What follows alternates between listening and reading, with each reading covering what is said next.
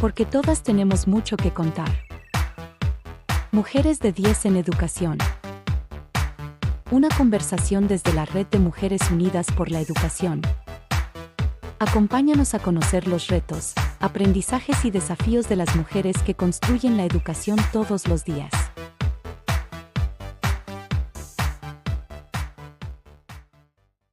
Hola, ¿qué tal? Bienvenidas y bienvenidos a Mujeres de 10 en Educación. Mi nombre es Sonia del Valle y estaré conversando hoy con Irma Gómez Cavazos, doctora en Economía, quien ha sido la única oficial mayor de la Secretaría de Educación Pública en más de 100 años que tiene la dependencia. Es también integrante de la Red de Mujeres Unidas por la Educación. Estimada Irma, ¿cómo estás? Me da muchísimo gusto que estés aquí. Me gustaría que empezáramos por qué te presentaras, que nos cuentes qué te trae a la educación, qué haces, etcétera. Muchísimas gracias, Sonia, por esta oportunidad. Pues mira, la educación ha sido una de mis, vamos a decir, constantes a lo largo de mi vida profesional.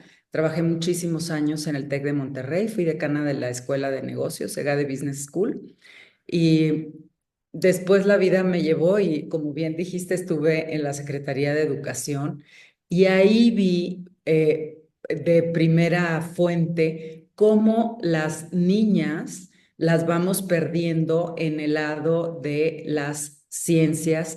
Cuando inicias, se hizo un estudio y cuando inicias en preescolar, las niñas, francamente, es lo mismo matemáticas para niñas que para niños. Y luego a lo largo de la primaria las vamos perdiendo y eso me dio muchísimo interés en continuar con el tema de educación.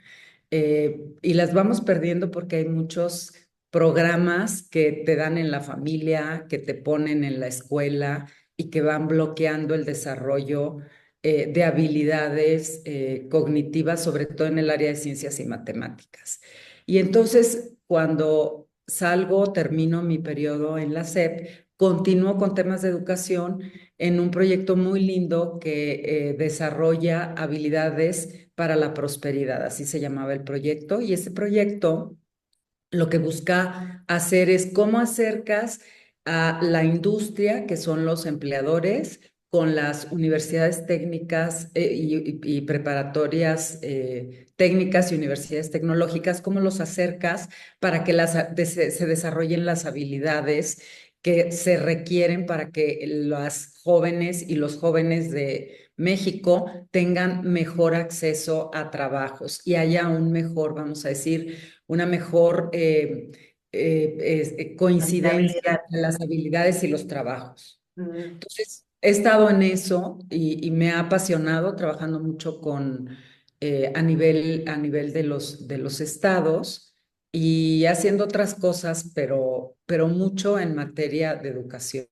Oye, Irma, ¿y has encontrado, por ejemplo, en esto, ¿no? La empleabilidad, porque tú dices, empezamos bien, todos tenemos el mismo potencial, el chip, el talento, etcétera. Es decir, cuando nacemos traemos todas las posibilidades y luego se va perdiendo a lo largo de la vida y entonces las chavas en las prepas dicen, no, yo no soy buena para las matemáticas, yo mejor me voy a historia del arte. No tengo nada en contra de la historia del arte, por supuesto, pero quizá esa no era su verdadero talento, sus verdaderas habilidades, sino que se lo fue creyendo a lo largo de la historia de su vida. Pero quizá eso no es lo más dramático, sino, y por eso te pregunto, ¿qué has encontrado tú en esto de la empleabilidad de jóvenes y de las chicas y los chicos? Si hay diferencias, por ejemplo, es decir, si esto tiene un impacto al final del día ya cuando van a entrar al mercado laboral, pues que unos tengan más habilidades para unas cosas y otros tengan otras habilidades para otras cosas. Y no sé si esto se traduce en diferencias salariales. Definitivamente sí. Y es yo diría una tragedia para el país porque estamos dejando muchísimo talento sin aprovechar. México tiene un poquito más del 50% de la población que somos mujeres.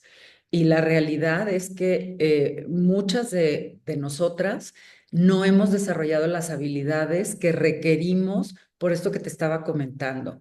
Y te digo, y lo descubrí en la SEP, hicimos un programa con la OCDE que se llamaba Habilidades, o sea, niñas estén, pueden. O sea, las habilidades en ciencias, en tecnología, en matemáticas, cómo se las desarrollas. Y aquí nos empezamos a dar cuenta que los papás, no, mijita, te gusta la robótica, pero no, eso es de niños, mejor ve. Y entonces los van a lo largo de la primaria y la secundaria, las van llevando a las niñas que sí tienen, porque no todos tenemos vamos a decir, ese gusto por las matemáticas, pero hay muchas que sí, y lo van perdiendo a lo largo de del desarrollo, pues, de la vida siendo muy chiquitas. Y una cosa que a mí me llamaba la atención era que te preguntaban, bueno, es que a mí me encanta la robótica, pero voy a poder tener novio y me voy a poder casar. Y entonces lo que hacíamos era llevarles mujeres exitosas del área de las ciencias que tenían hijos, que les platicaran de su vida, que salían, ¿sabes? O sea, hay muchos estereotipos que hay que quitar porque es como una bolsa de piedras que te van cargando a lo largo de la vida. Y sí, regresando a la pregunta que me hiciste, cuando no desarrollas esas habilidades, entonces encuentras que las mujeres están en carreras en donde a lo mejor no hay muchas posiciones en las empresas o esas posiciones son menos pagadas porque las habilidades, hay mucha oferta, ¿no? Y esas habilidades en donde hay mucha oferta, pues los sueldos van a estar más bajos.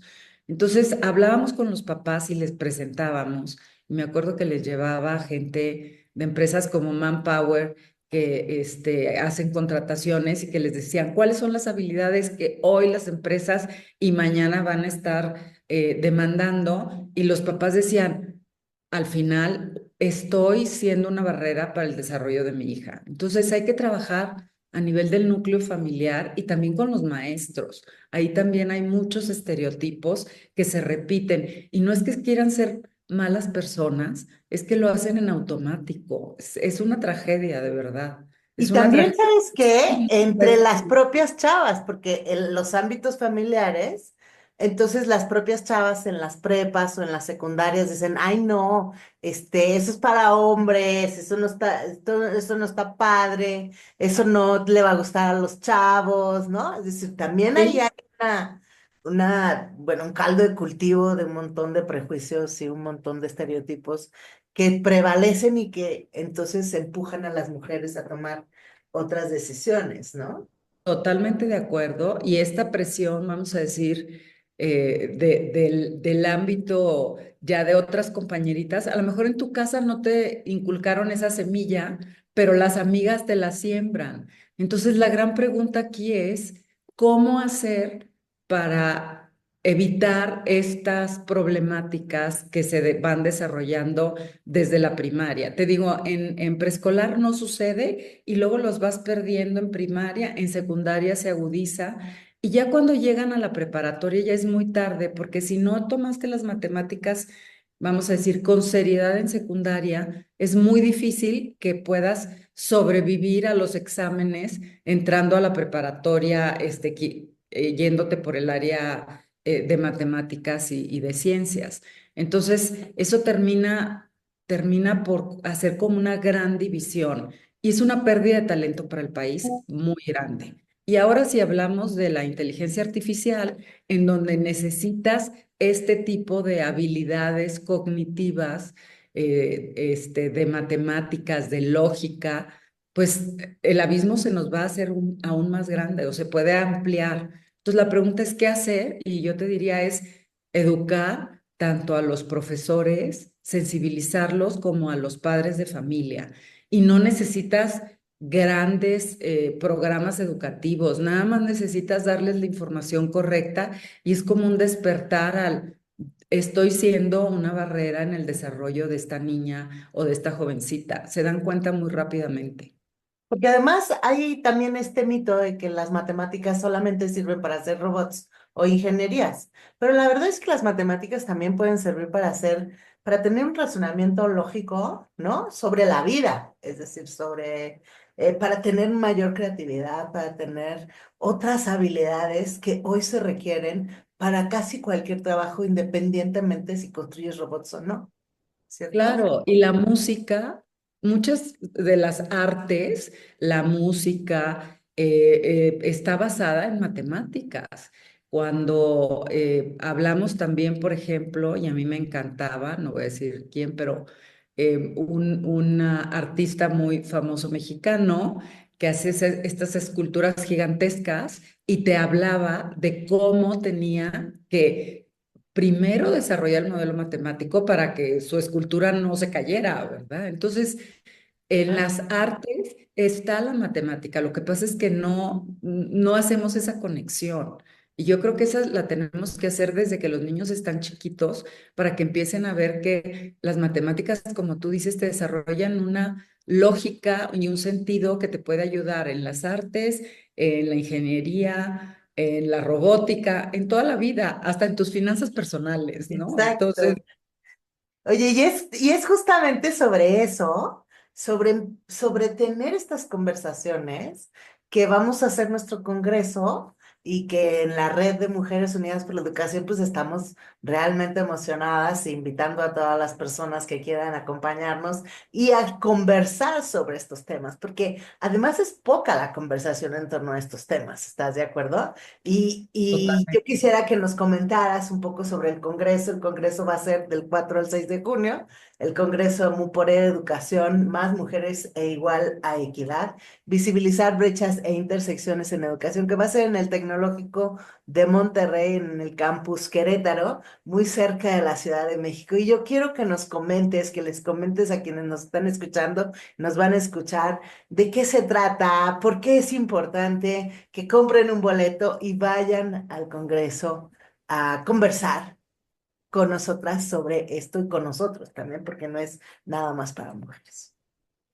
Mira, yo estoy muy emocionada de este congreso porque creo que es una oportunidad de conjuntar a muchas investigadoras y a muchas personalidades que están o que juegan un rol importante en el desarrollo de la educación en México y ver cómo podemos ir cerrando esta brecha, que la brecha no se abra más y cómo podemos conocer de la investigación que se está haciendo.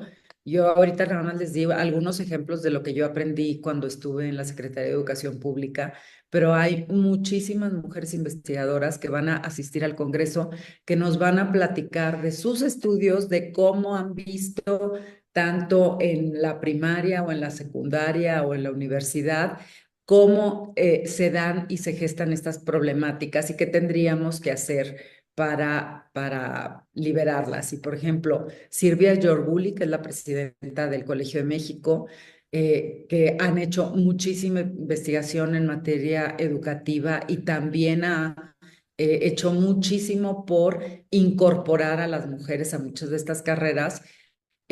Nos va a dar una plática magistral en el Congreso el primer día. Luego tenemos a dos de las subsecretarias, la de básica y la de media superior, que hoy son actores principalísimos en este desarrollo, que van a participar en el Congreso. También tenemos a la directora general del Ceneval, que va a estar en el Congreso. Entonces, yo creo que en 2 días y medio de Congreso, que es miércoles, jueves y termina el viernes por la tarde, que es 4, 5 y 6 de junio, nos va a permitir tener una visión de qué están haciendo las autoridades en educación a este respecto, las investigadoras que han dedicado parte de su vida profesional a estudiar estos temas, qué es lo que han encontrado y cuáles son los mejores caminos, los más efectivos para buscar eliminar estas brechas, porque al final del día lo que buscamos con esto es cómo le damos a las niñas y a las jóvenes de México las mismas oportunidades que han tenido los hombres, que no han tenido estos estereotipos. Y estas, yo digo, es así como el pípila que vas cargando una bolsa de piedras en la espalda y no te permite avanzar tanto. Entonces, yo creo que el Congreso nos va a permitir conocer qué se está haciendo en este ámbito en México, qué tenemos como personas que aprovechar de esos conocimientos y llevarlos al aula o llevarlos a nuestros estados, a que se implemente en la política pública o en las empresas también. Las empresas Sí. han tenido un gran desarrollo en este sentido. Incluso lo que no se ha mirado, lo que no se ha analizado, ¿no? Es decir, Sí. porque hay muchos temas en el sector educativo, sobre todo también, que son poco analizados. Voy a poner un ejemplo, el tema de la formación docente. Se cree que le tiene el mismo impacto entre hombres y mujeres y no sabemos si tiene impactos diferenciados dado la carga de maternar y de cuidados que tienen las mujeres que en muchas ocasiones no tienen los hombres. O, por ejemplo, la infraestructura escolar, que tiene cargas diferenciadas para hombres y mujeres en el tema, por ejemplo, de los baños, ¿no? O, por ejemplo, los puestos de decisión en las escuelas, o no sabemos, no, quizá no está tan estudiado qué le pasa, o no, no que sea una cosa mejor que la otra, sino que tiene impactos diferenciados en el aprendizaje de las niñas y niños, si hay un director hombre o una directora mujeres, no lo sabemos. Es decir, estas son como las cosas que nos gustaría como empezar a mirar y a conversar dentro del Congreso.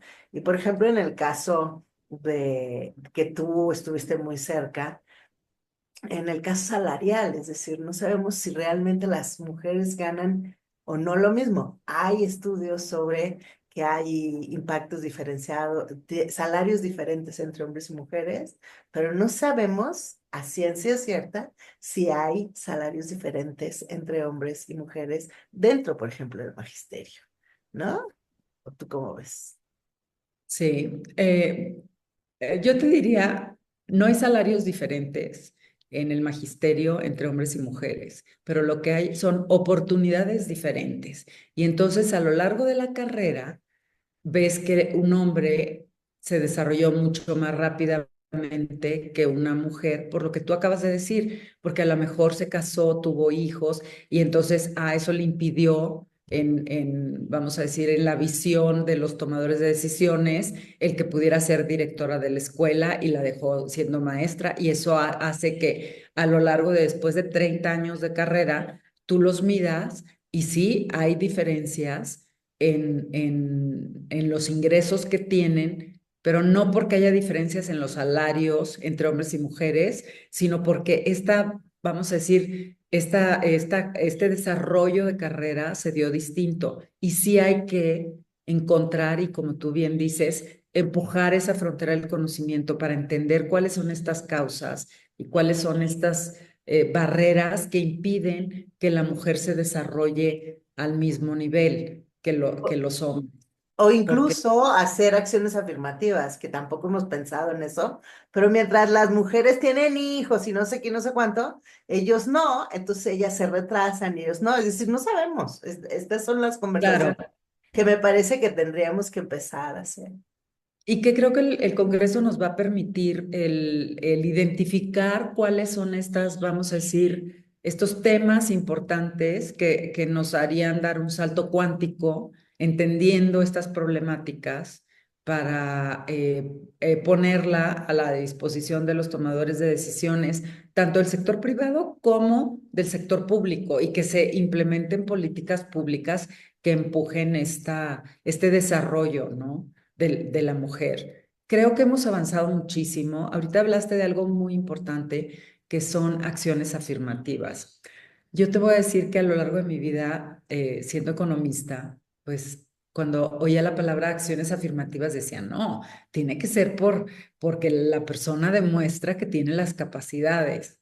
Pero después descubrí esto, que te vas quedando que a mí no me pasó en lo personal, pero a muchas mujeres que he visto les ha pasado a lo largo de la vida. Y si no haces, ante igualdad de circunstancias, cuando los tomadores de decisiones son hombres, pues tiendes a favorecer a los hombres. Entonces sí necesitas acciones afirmativas. Y ejemplos de estos lo tenemos en el Congreso mexicano. Empezamos mal y empezamos con las Juanitas, ¿no? Pero luego hubo esta acción afirmativa de, no, tenemos que tener el 50% de legisladoras mujeres y en 2 iteraciones se resolvió el problema y tenemos mujeres de todos los partidos políticos, de todas las fuerzas políticas del país, muy preparadas que están en el Congreso y eso ha permitido que México se mueva en una cierta dirección, digamos, más positiva, porque al final del día todos somos talento y todos vamos a ayudar a que México sea mejor y tenga mejores oportunidades. Entonces, ahí yo creo que el Congreso nos va a poner la lupa muy fuerte en dónde son estas áreas en donde se requiere mayor énfasis de políticas públicas para apoyar a que esta fuerza laboral de las mujeres se incorpore de una mejor manera y se aproveche mejor en el país. Pues yo te agradezco muchísimo, Irma, que hayas estado aquí en el podcast de la Red de Mujeres Unidas por la Educación, Mujeres de 10 en Educación. Y te agradezco mucho que hayas estado. Muchísimas gracias. Y recuerden, nuestro congreso del 4 al 6 de junio en la sede del Tecnológico de Monterrey, el Congreso de Mujeres Unidas por la Educación, está abierto a todas las personas, hombres y mujeres que quieran conversar sobre estos temas, la educación y las mujeres. Muchas gracias, Irma. Conducción, Sonia del Valle. Coordinación, Gema Jara. Producción, Cecil Palma. Música, Orange Factory Music. Mujeres de 10 en Educación. Una serie de la Red de Mujeres Unidas por la Educación.